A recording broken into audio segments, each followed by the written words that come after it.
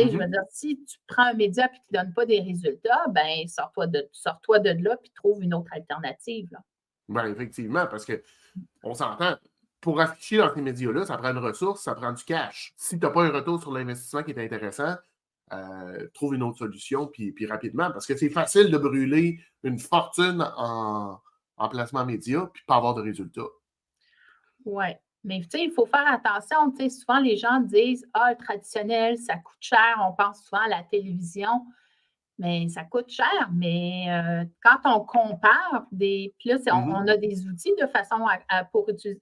On a des outils à utiliser pour comparer une campagne numérique versus une campagne traditionnelle. Puis mon but, c'est pas de dire on va comparer un par rapport à l'autre, parce que pour moi, ce sont des médias complémentaires.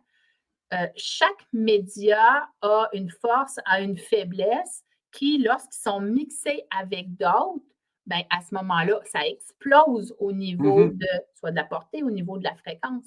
Alors, c'est vraiment l'amalgame des différents médias ensemble qui vont faire en sorte que la campagne va donner des résultats.